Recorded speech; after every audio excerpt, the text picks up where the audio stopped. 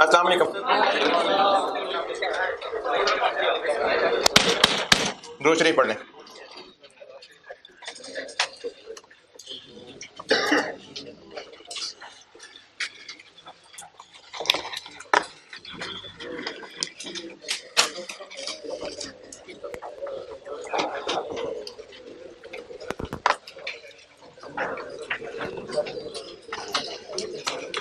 Extra Friday को ठीक है या थर्सडे को करना है?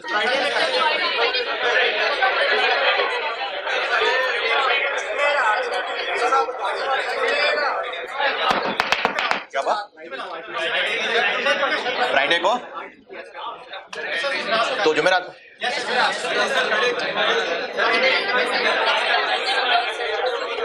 अच्छा, जिन्होंने आना है ना वो बताएं।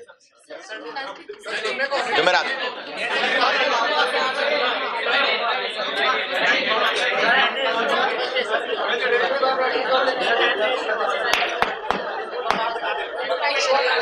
और एक मिनट ना,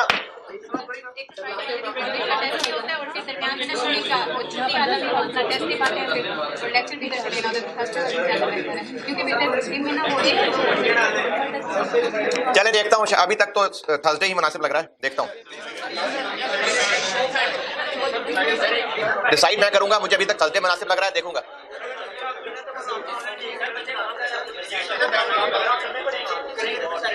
नहीं तो फिर यहाँ बैठना है ना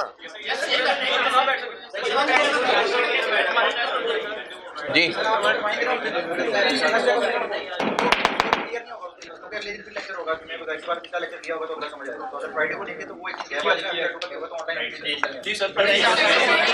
नहीं तो आपके पास पूरा दिन अवेलेबल होता है। क्यों? अच्छा अच्छा अच्छा अच्छा अच्छा अच्छा, नहीं ठीक है फिर तो मेरा ख्याल था आप लोग दोपहर को आते होंगे, तो ठीक है फ्राइडे। कल एक सवाल कर रहा था, अब वो क्लास में स्टूडेंट ही एक था, वो कैलकुलेशन की प्रेशर में आ गया बेचारा, तो मैंने फिर ना कैलकुलेशन रोक दिया। दूसरे को बुलाया था, वो फुट गया, आए नहीं। तो आप लोग आए नहीं।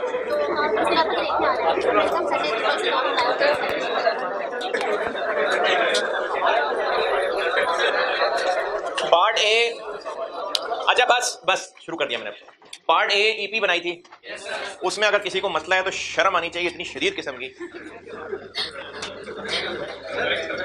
फिर भी चले है तो बताएं।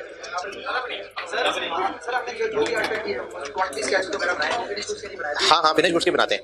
नहीं, प्रोसेस कॉस्टिंग में फिनिश नहीं देखें, क्वांटिटी स्केड्यूल कोई नाम खास नहीं है वर्क इन प्रोसेस के लिए।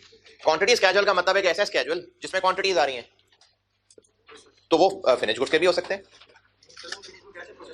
नहीं, हम लोग प्रोसेस कॉस्टिंग, अच्छा आपने ऐसा करें, क्वांटिटी स्केड्यूल को जो मैंने वर्ड लिखा था ना उसको काट के यूनिट्स कर दें बस, फिर तो नहीं मसला। नहीं, आपको ये मसला है कि फिनिश गुड्स के जरिए से क्यों आउटपुट निकाला था, ये मसला है, या उस वर्किंग को मैंने क्वांटिटी स्केड्यूल क्यों कहा था।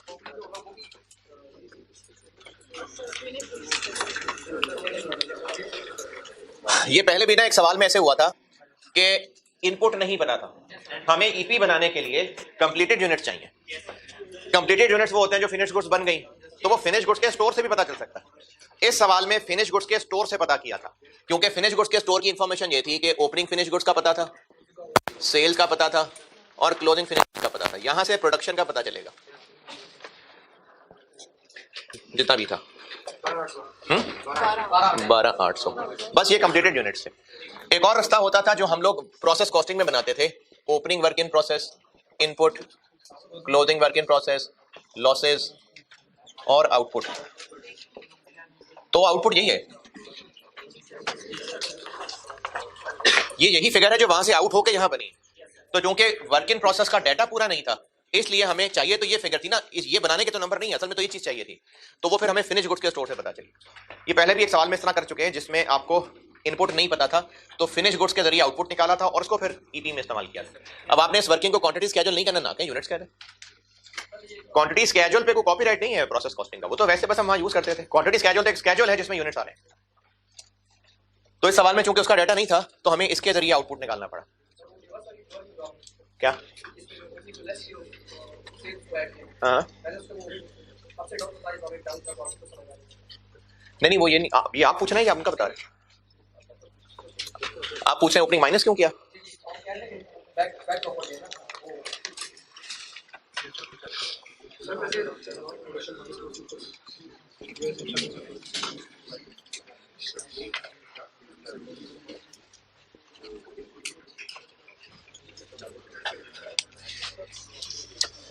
इन चार में से कोई तीन पता हो तो चौथा फाइंड हो सकता है। इस सवाल के पार्ट ए में फिर भी अगर पूछना है तो पूछा जी।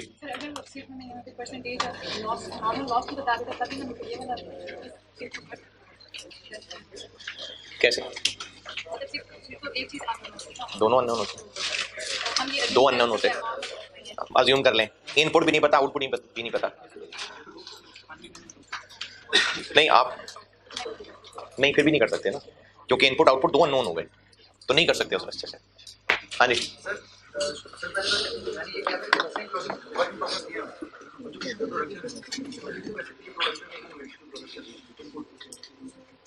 हम लोग क्वांटिटी स्केड्यूल, अच्छा ये बाकी भी सुने, हो सकता है किसी के ध्यान में ही आया हो।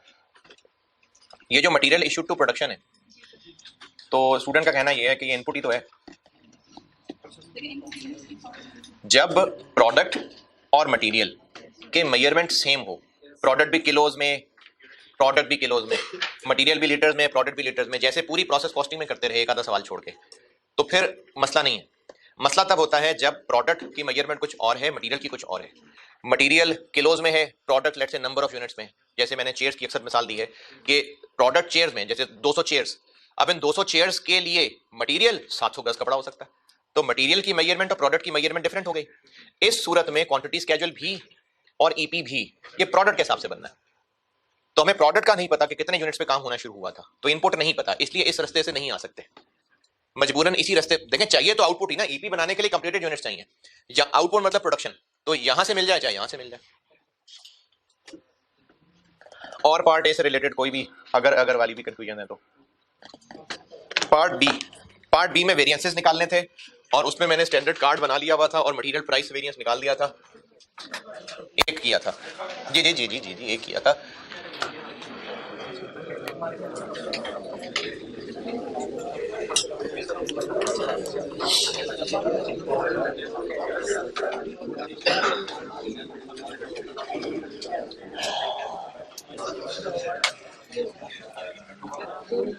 टोटल के कॉलम की जरूरत नहीं थी, लेकिन आसानी हो गई थी।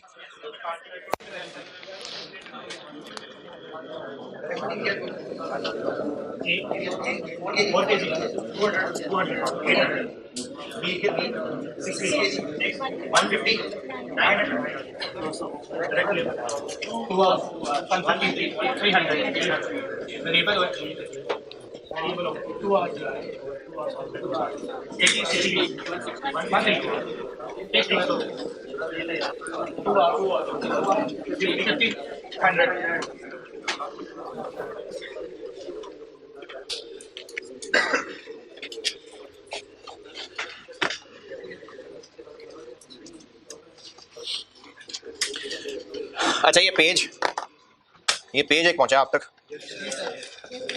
एक ही है मेरे ख्याल में।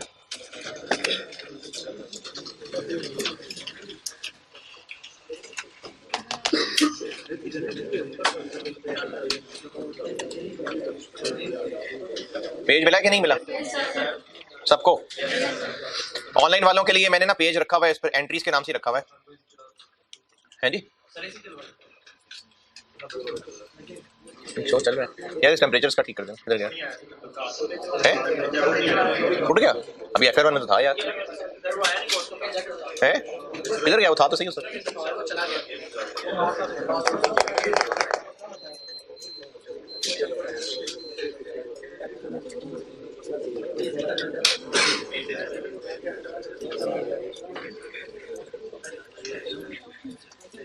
अच्छा ये एंट्रीज वाला एक पेज है आपको मिला अभी, और ये जो ऑनलाइन वाले बच्चे हैं इनके लिए मैंने पोर्टल पे रखा हुआ है, और उसके साथ लिख भी दिया है कि फॉर लेक्चर 66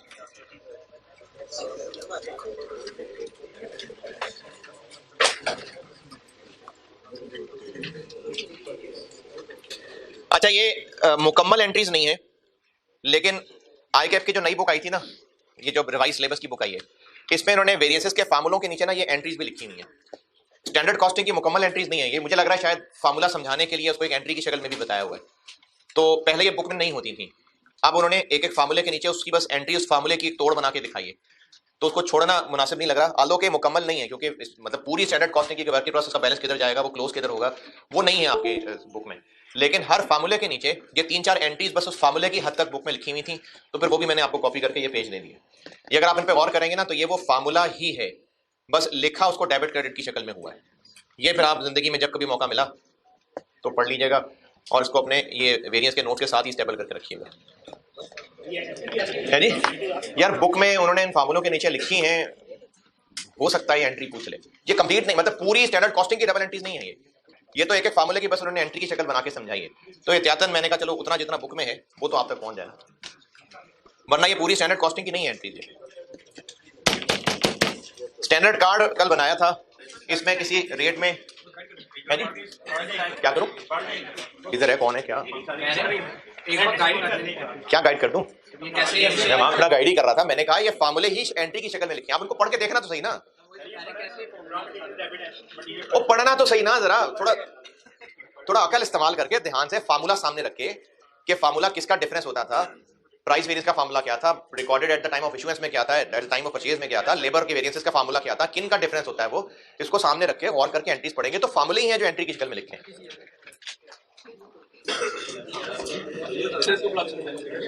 जब कभी पढ़ लेंगे आप उसको पूरी ईमानदारी के साथ, फिर पूछ लीजिएगा कोई पूछना हो तो। ये फार्मूले ही है, बस उसको तोड़ के लिखा हुआ है। स्टैंडर्ड कार्ड की ये फिगर्स कैलकुलेट की थी, इनमें से किसी फिगर पे एतराज परेशानी है तो बताइए।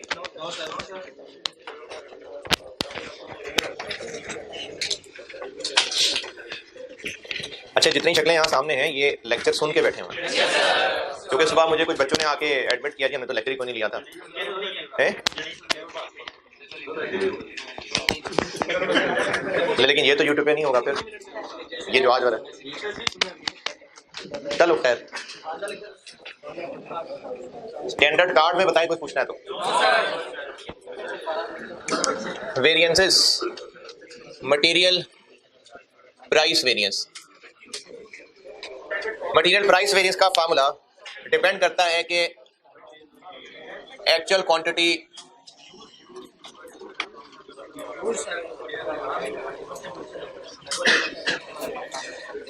देखना होता है कि मटेरियल के किलोज परचेज्ड और यूज बराबर हैं कि नहीं।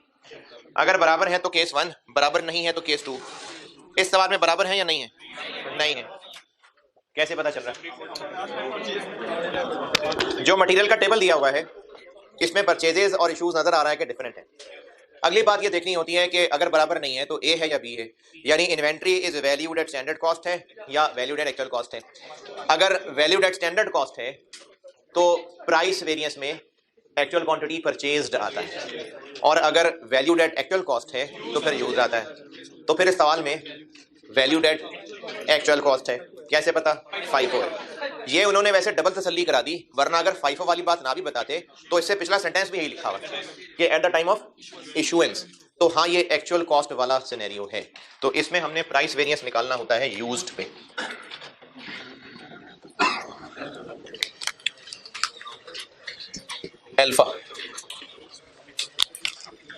अल्फा की standard cost 200 into actual quantity used 60,000 minus जो मटेरियल उस टेबल में नजर आ रहा है FIFO है, तो पहले पुराना वाला इस्तेमाल हुआ होगा। ये पहले भी एक दफा सीमेंट परचेज वाला सवाल किया था, उसमें भी ये काम किया था।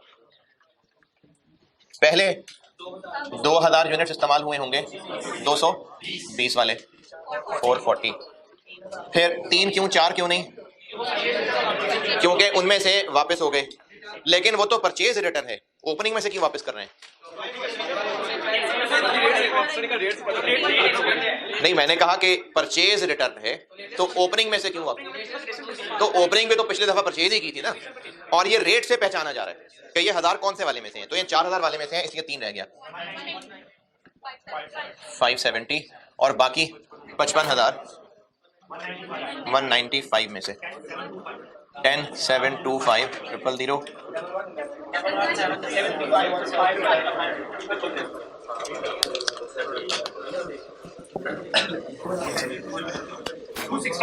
265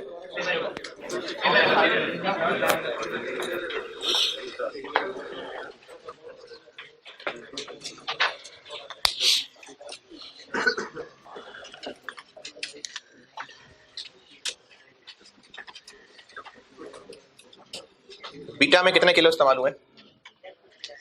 70,000। पहले कौन से वाले? पहले 4,000।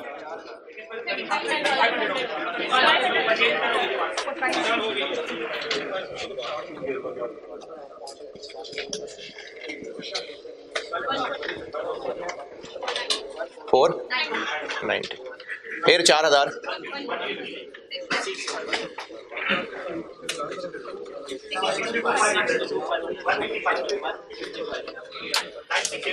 9687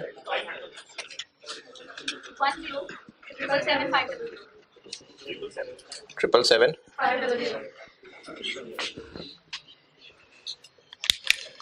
standard cost 150, actual quantity used 70,000 minus 1 277। ये मटेरियल प्राइस वेरिएंस।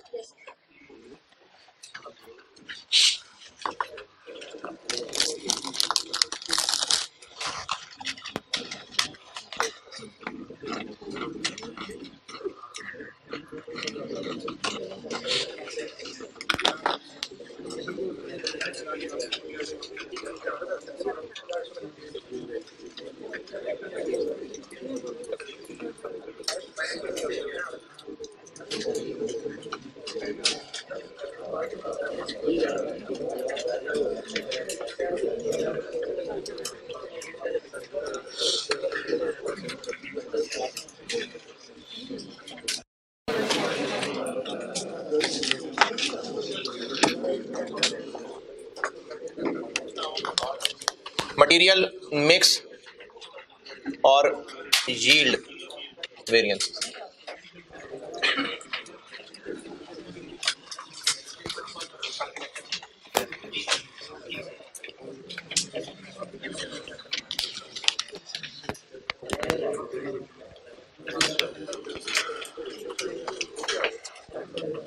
AQ तो गिवन है और टोटल भी आप कर लेंगे। जबरदस्त। 60 + 70 बिल्कुल ठीक है। 130। और इस कॉलम को लिखे बगैर भी आपको टोटल पता है 130। SQ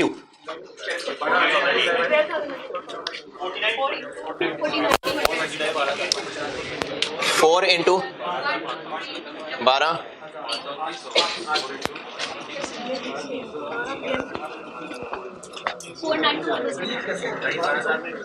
प्रोसेस मिक्स है तो स्टैंडर्ड को किससे मल्टीप्लाई करेंगे? ईपी से। तो ईपी में मटेरियल वाला कॉलम देखिए 12,300 है। प्रोसेस मिक्स हो तो ईपी से करते हैं। ये कहाँ पड़ा है?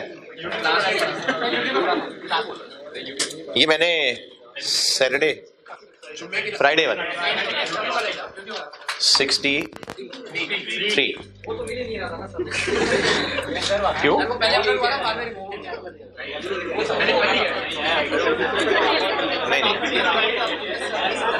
नहीं रिमूव कब हो गया था?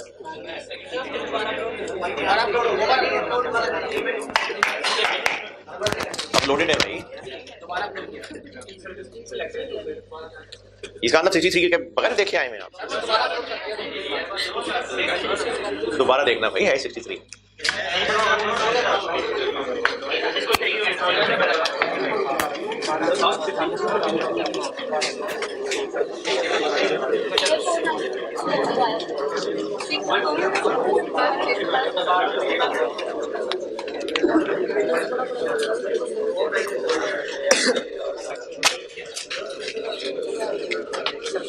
यार ये तो बड़ी फिगर वाली बात है, लेक्चर 63 लिया हुआ है आपने। तो अगर प्रोसेस कॉस्ट से मिक्स्ड हो जाए तो ईपी से मल्टीप्लाई है 49 3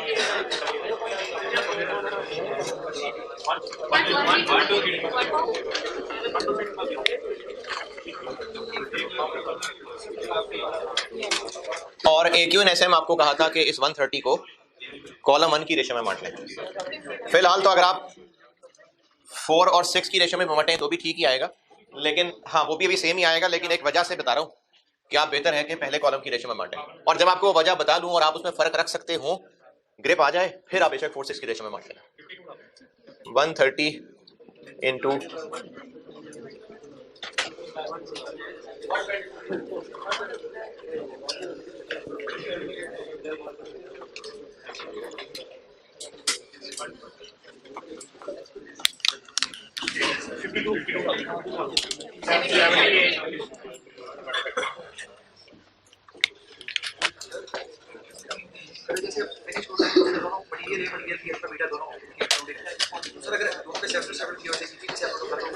नहीं होता ना, ईपी क्यों सेपरेट होता? ईपी तो प्रोडक्ट का है।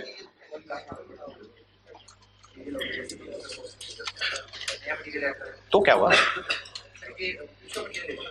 अच्छा वो जो P1 और हाँ बिल्कुल, ये बाकी भी सुने, हो सकता है जैसे प्रोसेस 2, अच्छा वैसे वेरिएंस को प्रोसेस 2 में मिक्स कर देगा ज्यादा हो जाएगा वैसे, लेकिन चले फिर भी।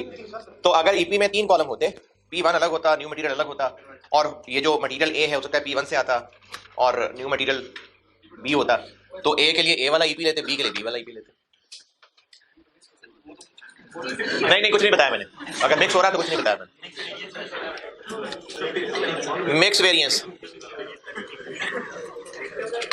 मिक्स वेरिएंस होता है। अच्छा आप ना बिल्कुल ऐसा कर सकते हैं, बिल्कुल अगर आप इसको 32-13 कर लेना कोई इशू नहीं है, बस आप एग्जामिनर को बता दें कि 1 2 3 हमने कॉलम बना लिए, आप बिल्कुल ये एग्जाम में कर सकते हैं, कोई मसला नहीं है, आप कोई मसला नहीं है, बिल्कुल ठीक है एग्जाम पॉइंट ऑफ व्यू से। हाँ ये अब आपके ऊपर है कि आप कैलकुलेटर के ऊपर 3 - 2 करते हैं। अच्छा ये भी ठीक है बिल्कुल कि आप फार्मूला दिखा दे, उसके बाद कैलकुलेटर के ऊपर करके ही बस आंसर निकाल लें, ये भी काफी, फार्मूला बस जरूर बता दें। लेकिन मैं बोर्ड पे इसलिए लिख रहा हूं क्योंकि आप घर में इसकी प्रैक्टिस करें तो पता तो हो फिगर कैसे निकली थी। 52 - 60 इंटू 200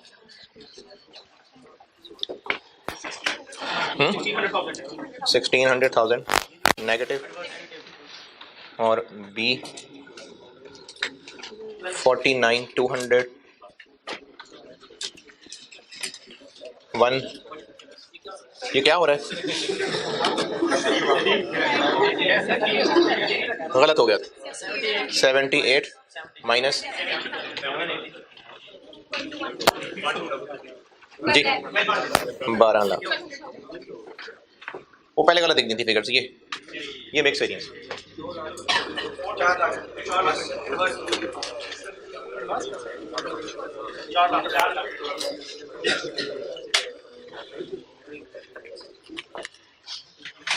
और यील्ड वेरिएंस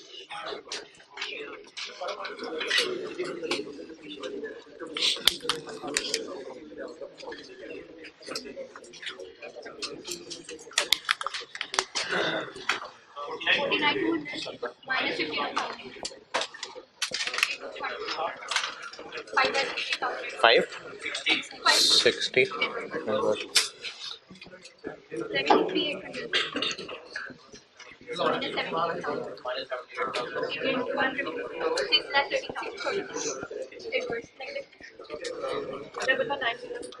90। ये हो गया material price variance, material mix variance और मटेरियल यील्ड वेरिएंस।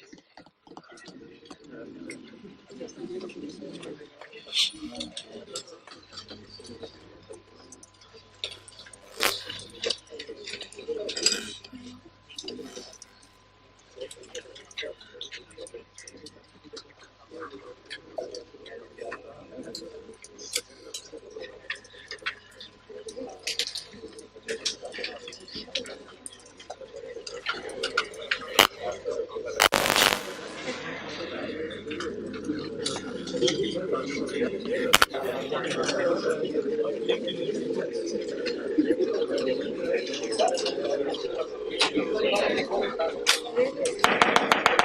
पूछ रहे हैं?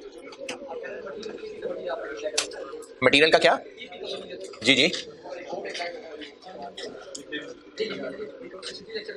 हाँ हाँ,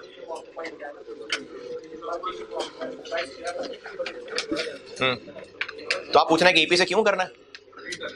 यार ये तो लेक्चर है पूरा। नहीं, छोटी बात तो ये है कि ईपी से करना है।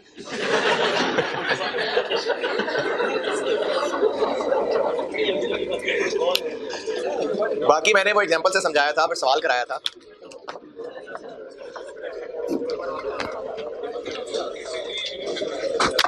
मटेरियल मिक्स यील्ड वेरिएंसेस बस खत्म है तकरीबन,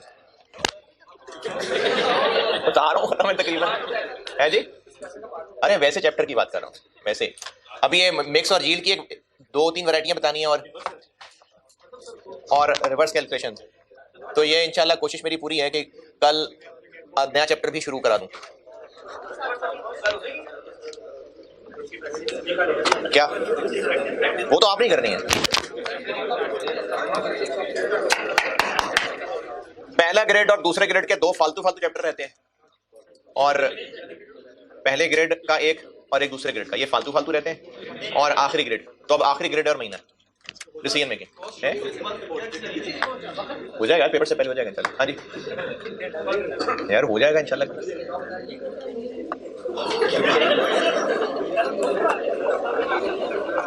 हाँ ना यार, यही है, तो मजाक थोड़ी कर रहा हूँ, यही है।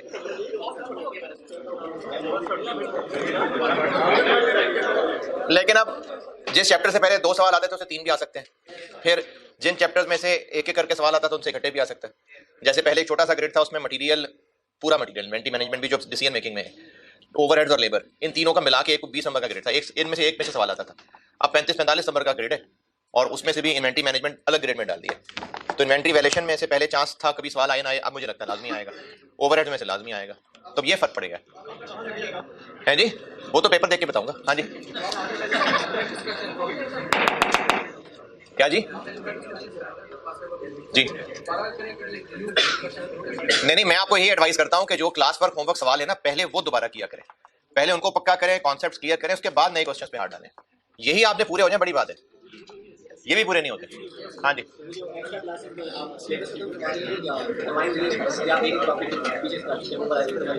एक्स्ट्रा क्लास कौन सी? तो पहली दफा तो नहीं यार, पहले भी 2 हफ्ते हुई है। नहीं, सिलेबस ही खत्म, मैं रिवीजन नहीं मैं कराता होता, मैं पहले ठीक सा पढ़ाता हूँ।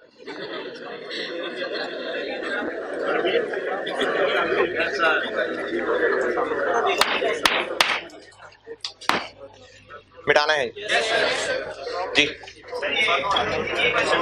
यार, सेशन खत्म हो गया, बोर्ड पीटते पूरा।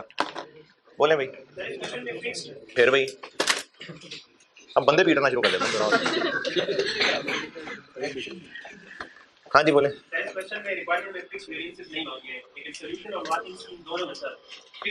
नहीं है, बिल्कुल है। वो ना फोटोकॉपियर से एक लाइन मिस हुई हुई है। ये जो आप लोगों ने, मैं आपको सवाल बताता हूँ, एक लाइन मिस हुई हुई है। ये प्रिंट आउट निकालते हुए ना कॉपियर से एक लाइन मिस हो गई है। 5 नंबर का एक पार्ट है। और हाँ जी, 20 नंबर का सवाल है ये। आपके पास रिक्वायरमेंट बी 1 2 आ रहा है कि 3 भी आ रहा है? 3 भी लिखना है जिनके पास 3 नहीं आ रहा। फिक्स्ड ओवरहेड्स के तीनों वेरिएंस हैं, यानी एक्सपेंडिचर, एफिशिएंसी और कैपेसिटी। 5 नंबर का पार्ट है। फिक्स्ड ओवरहेड्स के स्पेंडिंग, एफिशिएंसी और कैपेसिटी वेरिएंस भी है। 5 नंबर। फिक्स्ड ओवरहेड का स्पेंडिंग, एफिशिएंसी और कैपेसिटी वेरिएंस पूछा हुआ है। 5 नंबर।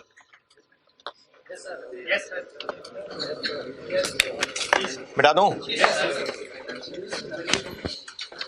क्या?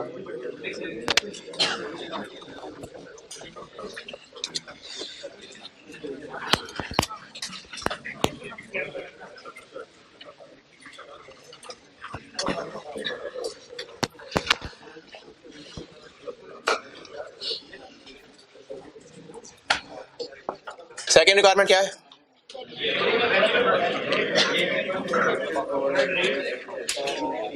वेरिएबल ओवरहेड रेट वेरिएंस कौन सा हुआ? Spending variance.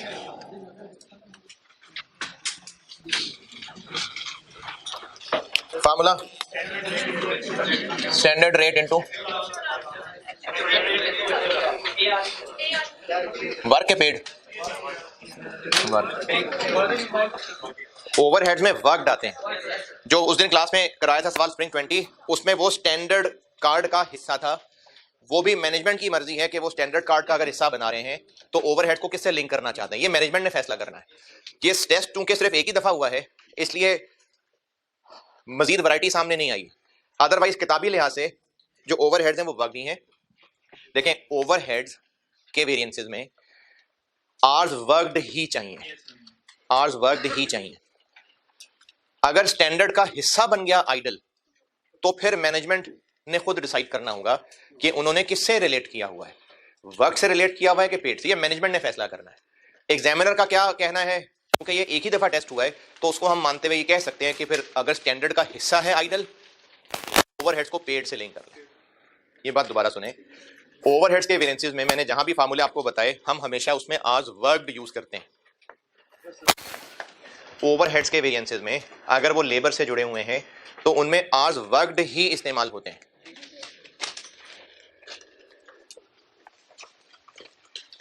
लेकिन अगर स्टैंडर्ड कार्ड का हिस्सा बन गया है आइडल आर्स तो फिर स्टैंडर्ड भी तीन तरह के आ रहे होंगे। क्या? वर्क भी होगा, आइडल भी होगा, पेड भी होगा। अब उस सूरत में ये मैनेजमेंट ने डिसाइड करना है कि उन्होंने ओवरहेड्स को किससे लिंक रखना है, पेड से या वर्क से। ये मैनेजमेंट ने फैसला करना है। क्योंकि सवालों में ज्यादा वैरायटियां नहीं है, ज्यादा वैरायटियां होती तो देख लेते, किताब में नहीं है ये बातें। ज्यादा वैरायटियां आई होती ना तो उससे भी अखज कर लेते कि प्रैक्टिस क्या चल रही है। एक ही सवाल है, उसके अलावा और सवाल ही नहीं है। उसमें उन्होंने इसको पेड से लिंक रखा हुआ था, तो इसलिए हम ये रूल बना लेते हैं कि कॉन्सेप्ट दोबारा से, ओवरहेड के वेरिएंसेस अगर लेबर से लिंक्ड हैं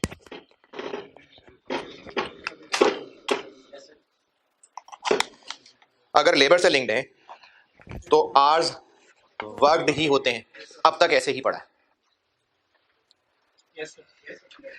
लेकिन अगर आइडल स्टैंडर्ड कार्ड का हिस्सा बन गया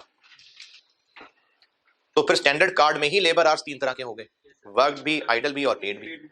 अब उसमें मैनेजमेंट ने डिसाइड करना है कि वो ओवरहेड्स को किन लेबर आर्स से लिंक रखना चाहते हैं, वर्क से या पेड से। ये मैनेजमेंट की मर्जी।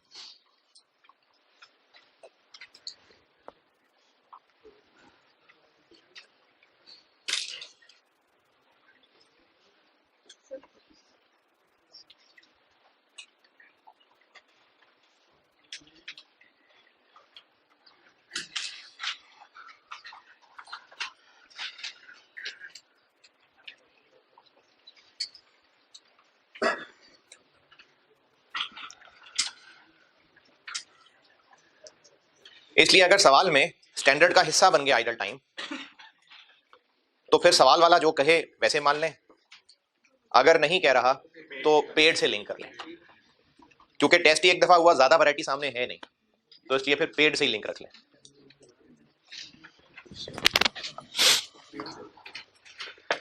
जिनको भी अल्फाज समझ नहीं आ रहे मैं इसको और समराइज करता हूं। अगर लेबर के साथ ओवरहेड लिंक है, क्योंकि मशीन आर्ट से भी तो हो सकते ना, अगर लेबर से लिंक है और आइडल टाइम स्टैंडर्ड कार्ड का हिस्सा नहीं है तो ओवरहेड्स को लिंक रखना है आर्स वर्क से। लेकिन अगर आइडल टाइम स्टैंडर्ड कार्ड का हिस्सा है तो ओवरहेड्स को लिंक रखना है आर्स पेड से। नहीं वो तो लंबी बात होगी ना, मैनेजमेंट की मर्जी। मैं तो फाइनल कंक्लूजन बता रहा हूं।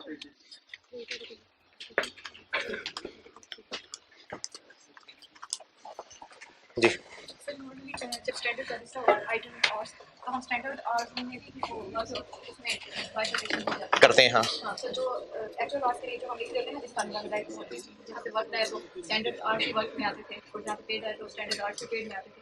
तो वेरिएबल ओवरहेड करते हुए भी फिर स्टैंडर्ड आर्ट्स पे वही यूज करेंगे जो एक्चुअल आर्ट्स उस फॉर्मूले में। जैसे नेक्स्ट आएगा वेरिएबल ओवरहेड एफिशिएंसी वेरिएंस, तो उसमें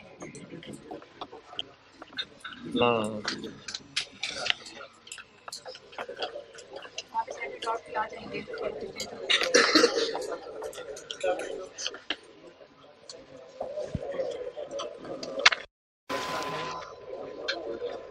ज्यादा अच्छी टिप मिल गई, ये एक और बात लिखें, ये ज्यादा अच्छी लग रही मुझे बात।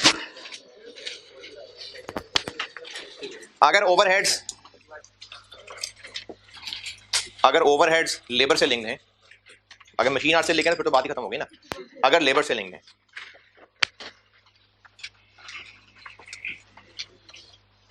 तो जहां जहां हम लेबर के जैसे आर्स लिख रहे हैं,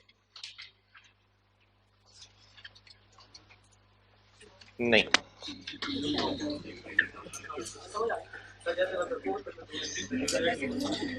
क्योंकि एक्चुअल आवर्स पेड। चलें कोई बेहतर कंक्लूजन की शक्ल निकाल के बताता हूं, अभी मेरा दिमाग साथ साथ चलता रहेगा, हो सकता है एंड तक बना दूं कंक्लूजन।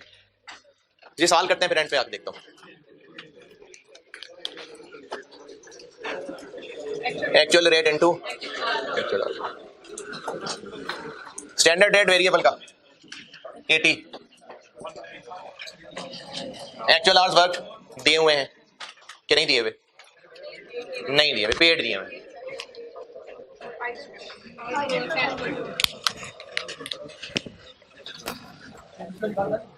क्या जी? नहीं वो ठहर जाएंगे, मैं इसकी कोई और शक्ल बेहतर बनाता हूं। एक्चुअल आवर्स वर्क सवाल में नहीं दिए हुए, एक्चुअल आवर्स पेड दिए हुए। कितने दिए हुए? 2 6 7 3 0। इसका 0.9 कर लूं या 100/110 करूं? क्यों? इंक्लूडेड है।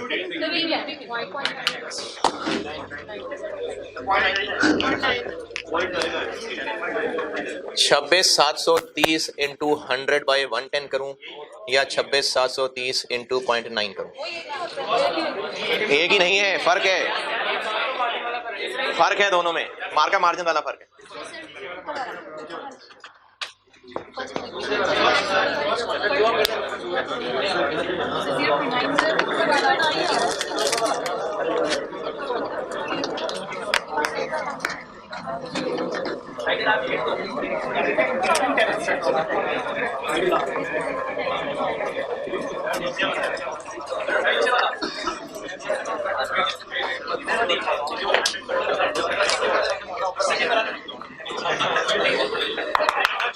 स्प्रिंग सेम नहीं आएगा, सेम हरगिज नहीं आएगा, ये दो अलग अलग चीजें हैं। स्प्रिंग 20 का एक सवाल क्या था जो मैं भी जिक्र भी कर रहा था, जिसका नोट लिखवाते लिखवाते रुक गया। उसमें 8 घंटे पेड थे और 6% शायद 5% आइडल था, तो हमने वर्क ऐसे बनाया था, या ऐसे बनाया था, ये बनाया। अगर सिर्फ वर्डिंग देखी जाए ना तो ये भी सही है, ये भी सही है, आंसर दोनों का फर्क आएगा। अगर वर्डिंग देखें, ब्रैकेट में लिखा हुआ है इंक्लूडिंग 10%, इंक्लूडिंग, तो उसका ये तरीका भी सही होगा, ये तरीका भी सही होगा, अगर सिर्फ वर्डिंग की बात की जाए। क्योंकि इंक्लूडिंग का मतलब है कि पेड में आइडल शामिल है, तो हाँ शामिल ही होते हैं, इसलिए इंक्लूडिंग के वर्ड से नहीं ये निकल आएगा कि ऐसे करना है।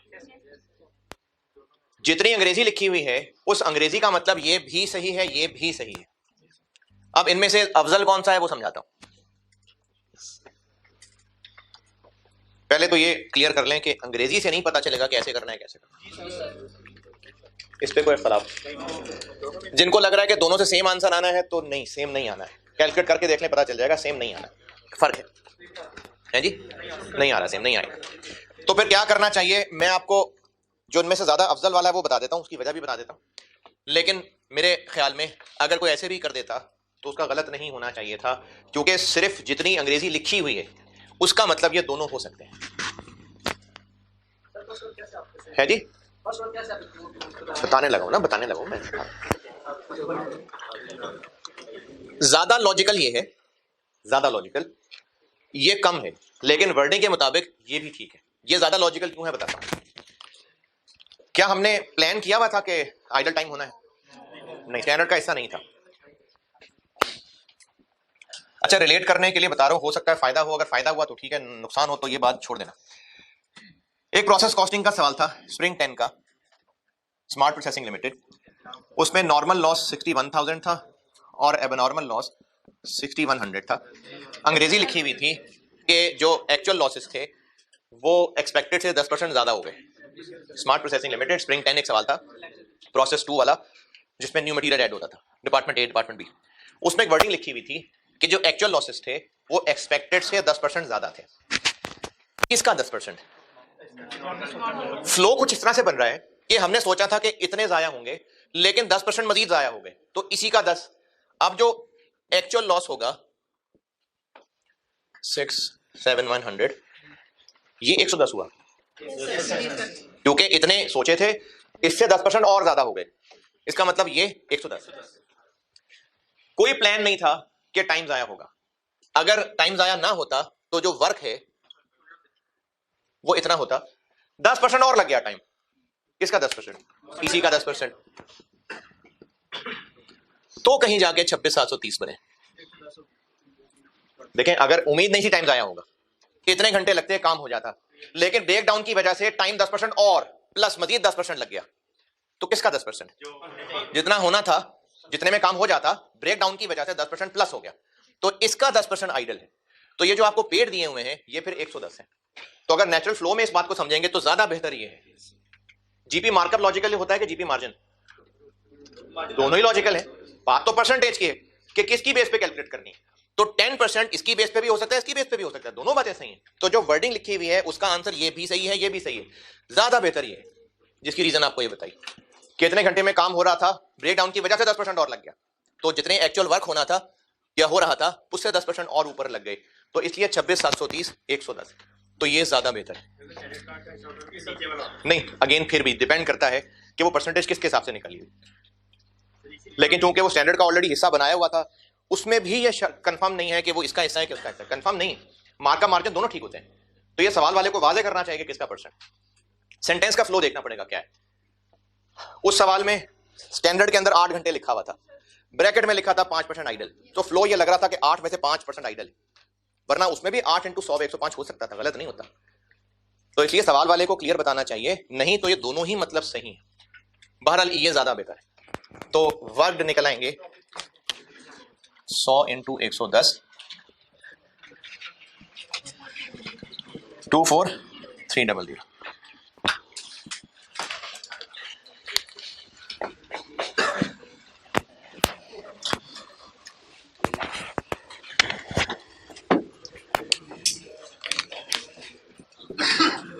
माइनस ये दिया हुआ है, ये दिए हुए कितने हैं? 4 मिलियन। ये एक्चुअल वेरिएबल ओवरहेड ना दिए हुए,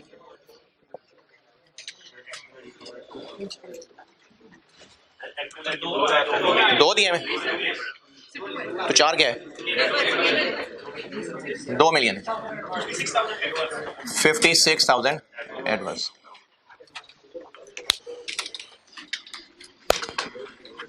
variable overheads, efficiency variance, standard rate into standard hours minus standard rate into actual hours work. Process mix सवाल हो तो स्टैंडर्ड आवर्स कैसे निकालूं? This into EP. कन्वर्जन वाला ईपी कितना? 12। ये है स्टैंडर्ड आवर्स, 2 × ईपी कन्वर्जन वाला, माइनस 80 × एक्चुअल, ये भी निकाल लिए,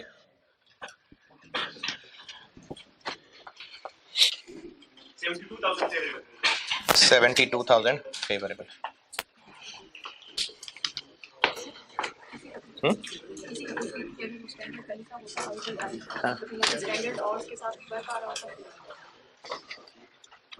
नहीं, ये बात तो ठीक है, मैं आपकी बात समझ गया हूँ, आपकी बात मुझे समझ आ गई है, लेकिन मैं सिर्फ ये सोच रहा था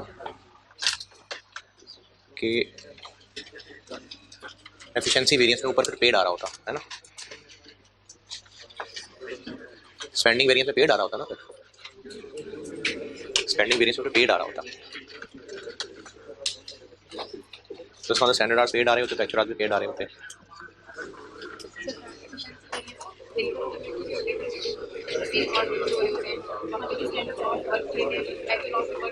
लेकिन स्पेंडिंग में कौन से लेते हैं?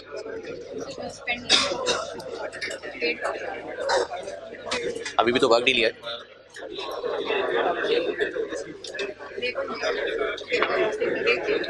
लेबर रेट वेरिएंस में हम पेड ले रहे होंगे, लेकिन यहाँ वर्क ले रहे होंगे। अब इस सवाल में लेबर का वेरिएंस नहीं था, लेकिन अगर होता तो हम एक्चुअल आवर्स पेड लेते, लेकिन यहाँ तो वर्क ले रहे हैं, तो इसलिए वो थोड़ा सा कच्चा रह गया। मैं उसका कोई हल सोच रहा हूँ। वेरिएबल ओवरहेड्स, फिक्स्ड ओवरहेड्स के तीनों पूछे।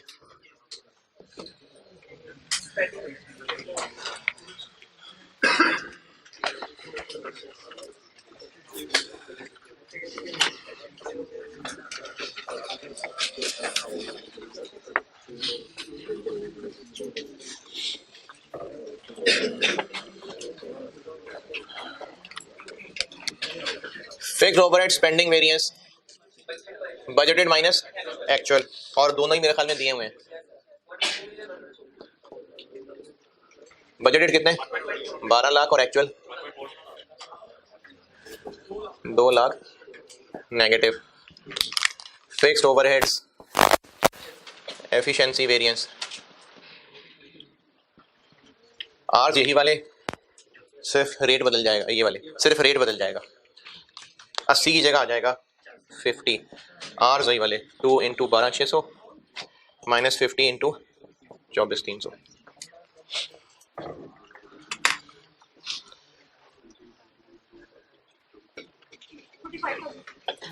Positive negative, positive.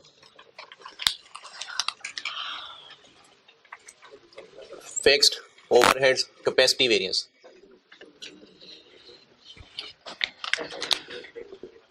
Standard rate into actual hours minus standard rate into, तो ये तो वही बजटेड ओवरहेड्स ही हैं, ये तो बजटेड ओवरहेड्स हैं, यानी 12 लाख, और standard rate 50 into 24,300, 15,000। Positive negative, positive. ये था जी 20 नंबर का सवाल, सिर्फ 20 नंबर।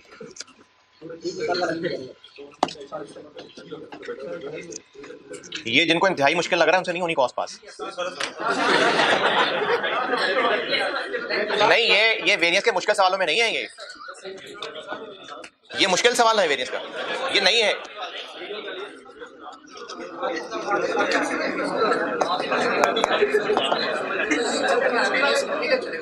बस कल खत्म इंशाल्लाह। नहीं आए सीरियसली, बस आपको आ गया।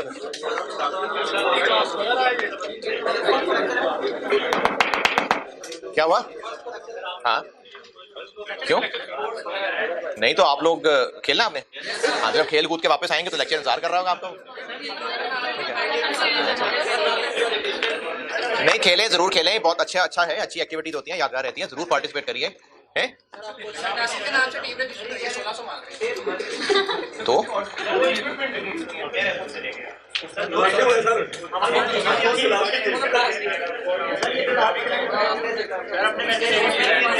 यार देखें,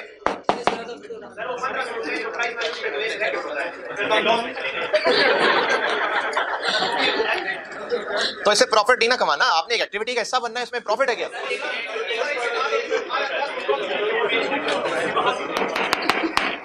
क्या हो गया?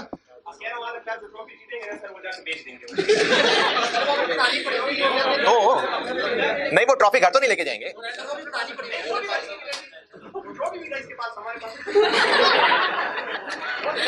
यार हर चीज में बिजनेस नहीं होता, हर चीज में प्रॉफिट नहीं देखना होता। मतलब कॉस्ट की क्लास पढ़ रहे हैं तो ये मतलब थोड़ी है कि हर में प्रॉफिट निकालना शुरू कर देना। नहीं, ये तो एक्टिविटी है, हिस्सा है इसका। कितनी छोटी सी अहमियत है यार। अहमद हो गया पूरा यार, ना मतलब मजबूर कर रहे हैं आपको, ना पार्टिसिपेट करें आप।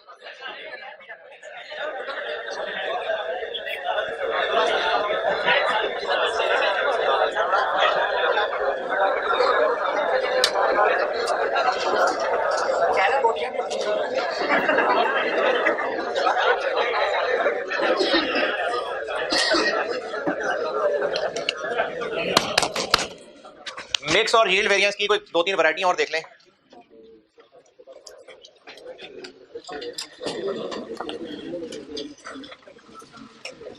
अच्छा, होमवर्क तो ये नहीं है, किसी ने मतलब हस्बे तौफीक है, वैसे बता रहा हूँ, कर रहा हूँ किसी ने तो ऑटम 16 अटेम्प्ट का क्वेश्चन 7, ये मिक्स और यील्ड की और प्रैक्टिस हो जाएगी, और इसमें बाकी चीजें भी हैं, लेबर ओवरहेड सारा, तो एक अच्छा प्रैक्टिस क्वेश्चन ही है, करना हो तो कर लें, हस्बे तौफीक है।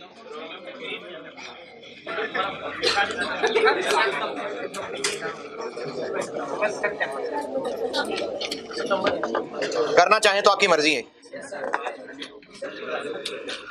इसी तरह क्वेश्चन 3A ऑटम 11, मैंने कहा आपको बता दूं ना, जो जिसके पेपर कम है वो मजीद प्रैक्टिस करना चाहे तो कर ले, मैं नहीं करवाऊंगा, बता रहा हूँ आपको, वैसे अगर करना चाहें। अगर किसी ने इंडिविजुअली पूछना हो तो पूछते ना, वो आप जब अगली 10 में पढ़ने आएंगे ना फिर।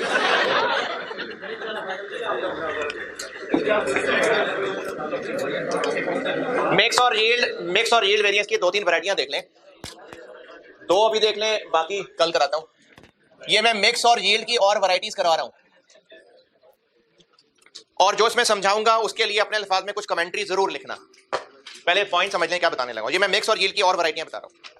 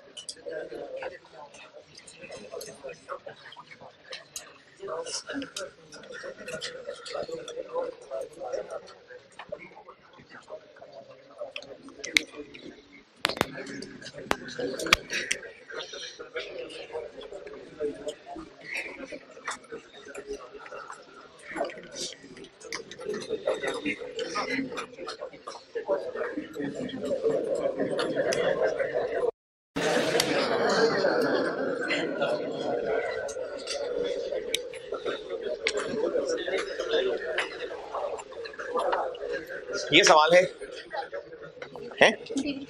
वो क्या करनी है, और इसका रिक्वायर्ड मुझसे है वो 32-13 बनाना है, यानी तीनों कॉलम बनाने हैं। हाँ जी, वो कॉलम बना ले तो फार्मूला तो लग ही जाएगा बाद में, मेन तो ये है कि आप ये क्लोज निकाल लें। है नहीं नजर, कुछ भी नहीं नजर आया नया इसमें, ये तो पहले भी होता है चैप्टर में।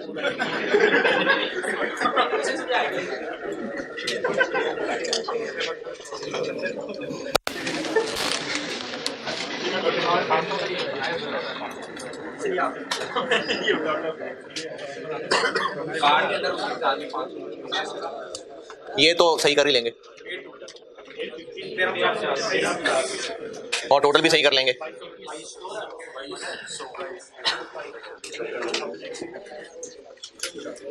नया क्या लगा इस सवाल में? कुछ भी नहीं। इससे पहले जितने सवाल किए थे उसमें स्टैंडर्ड कार्ड जो गिवन होता है ना, वो 1 यूनिट का गिवन होता है, वो प्रोडक्ट के 1 यूनिट का होता है। ये 500 यूनिट्स बनाने के लिए, इसकी मिसाल आप ऐसे समझ लें कि हाँ, घरों के लिए मिसाल ये बनाते हुए कि जो घरों में कुकिंग की जाती है, अगर आप हॉस्टल में नहीं घर में रहते हैं अपने, जो घरों में कुकिंग की जाती है उसमें जो भी कुकिंग करते हैं, वालदा हैं, बहन हैं, भाभी हैं, जो भी हैं, उन्होंने अपना कुछ स्टैंडर्ड रेसिपी बनाई होगी। अच्छा, उनको जो उन्होंने स्टैंडर्ड रेसिपी बनाई होगी वो स्टैंडर्ड पर बंदा नहीं सोचा होगा।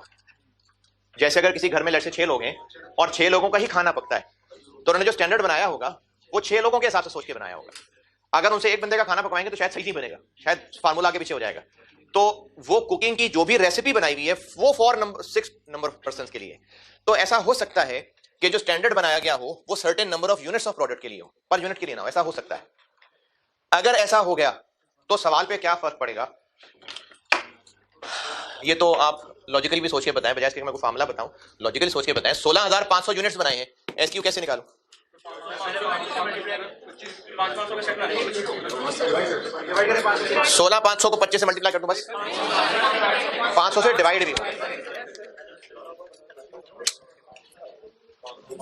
पर यूनिट बन गया। और अब ये नॉर्मल सवाल हो गया,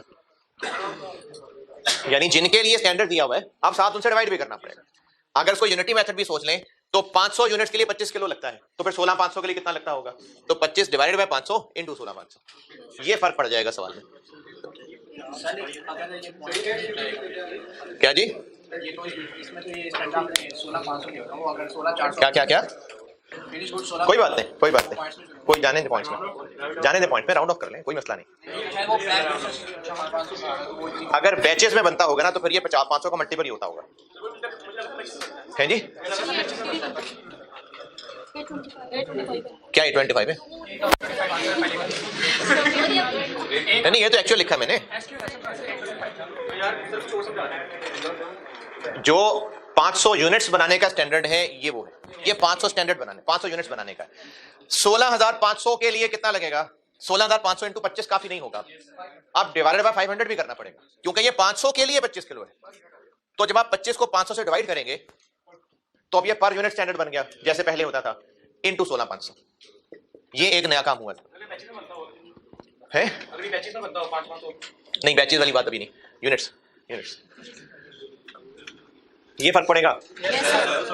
क्या फर्क पड़ेगा? ये वाला 8 2 1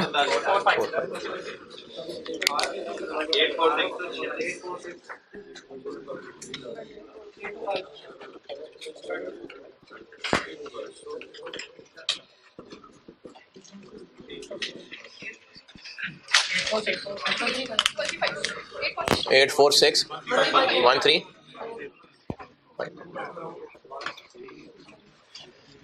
ये एक वैरायटी है कि जिसमें स्टैंडर्ड कार्ड पर यूनिट की बजाय for a certain number of units दिया।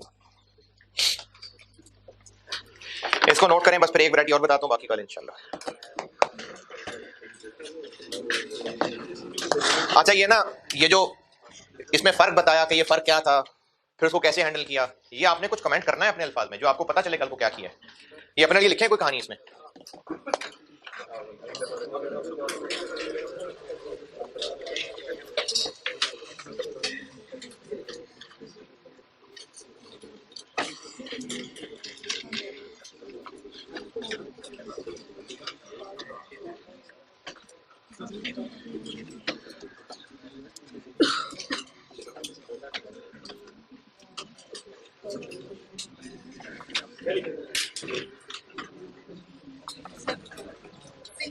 पहले लिख ले कहानी।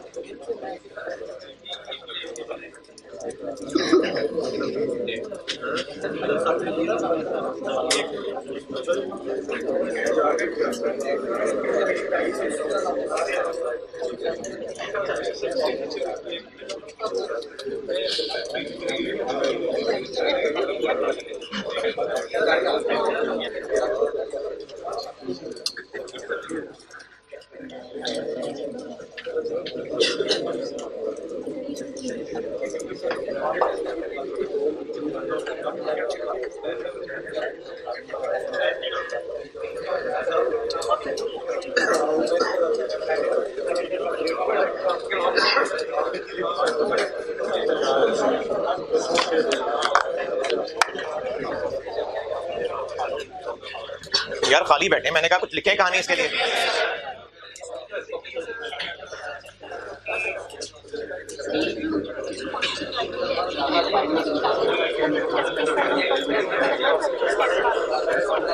लेकिन क्या नया स्टैंडर्ड कार्ड बनाए? जरूरत नहीं है, इसके अंदर ही कर लें बस। चले एक वैरायटी और, बाकी फिर इंशाल्लाह कल। और आप ये दोबारा लिखेंगे, आप ये करेंगे नोट।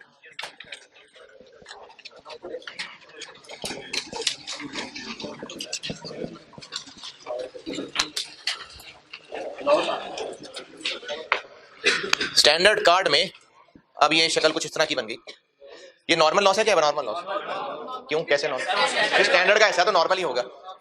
अब अगर सवाल में बाकी सब सेम है, बाकी सारा कुछ सेम है, अब सॉल्यूशन पे क्या फर्क पड़ेगा?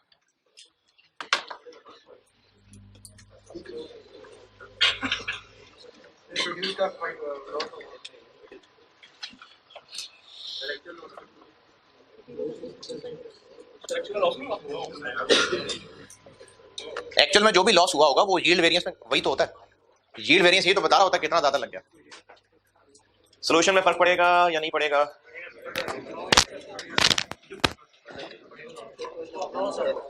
पड़ेगा।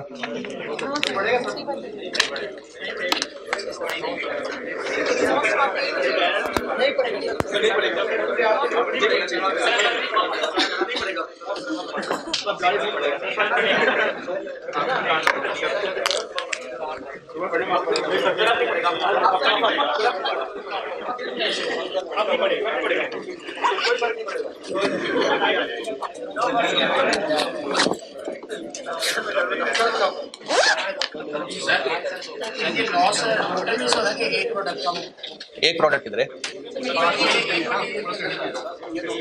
स्टैंडर्ड कार्ड का हिस्सा है ये स्टैंडर्ड कार्ड है। ये जो मिक्स और यील्ड वेरिएंस होता है ये किस वेरिएंस के टुकड़े किए होते हैं? Material usage variance. Material usage variance में एक्चुअल क्वांटिटी यूज्ड आती है। मटेरियल यूज्ड क्या होता है? जो प्रोसेस में इनपुट किया या जो लॉस के बाद वजन बच गया, जो इनपुट किया। तो ये जो SQ AQ है ये सब इनपुट ही है, तो होता रहे लॉस।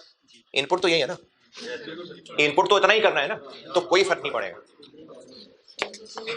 स्टैंडर्ड कार्ड में ये जो किलो लिखे हुए हैं ये इनपुट ही लिखे हुए हैं। ये तो वैसे बताया कि इसमें से इतना जाया हो जाना चाहिए, प्रोडक्ट का वजन इतना बनना चाहिए, ये तो इनपुट है, ये यूजेज ही है ना। इतने किलो इन होगा, ये इनपुट ही दिया हुआ है और इनपुट ही यूजेज होता है, तो हमने इनपुट ही लेने हैं अब। इसलिए इस कार्ड में अगर ये लॉस आ भी जाए तो इस कैलकुलेशन पे इसका कोई काम नहीं होगा, है जी। अगर नहीं, जो चीज सामने लिखी है उसकी बात कर रहा हूं कि अगर प्रोडक्ट, इसमें सामने क्या है? प्रोडक्ट के लिए स्टैंडर्ड कार्ड है, प्रोडक्ट के लिए। कल वैरायटी बताऊंगा उसमें प्रोडक्ट भी किलोज में होगा, जैसे प्रोसेस कॉस्टिंग में करते थे।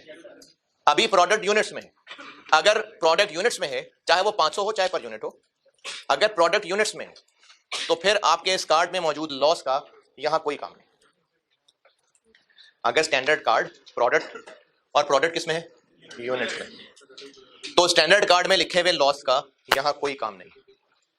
तो आप ये सवाल दोबारा नोट करें, सवाल नोट करें और ये बात लिखें जो बताइए, है जी। उर्दू में दोबारा बता दूं? पहले भी उर्दू ही बताई थी। पढ़ते हुए बता दूं? द लॉस डे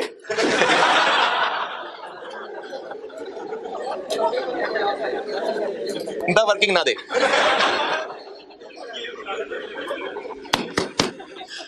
प्रोडक्ट अगर यूनिट्स में है ना, प्रोडक्ट कल मैं बताऊंगा उसमें केजीज में होगा प्रोडक्ट। अगर यूनिट्स में है तो स्टैंडर्ड कार्ड में अगर लॉस लिखा भी हो तो इसका कोई इंपैक्ट नहीं है हमारी कैलकुलेशन है। क्यों नहीं है? नहीं, इसीलिए नहीं है ना कि ये इनपुट्स हैं और हमें इनपुट्स ही चाहिए, इसलिए उसका कोई इंपैक्ट नहीं। चलो ठीक है जी, अल्लाह हाफ़िज़।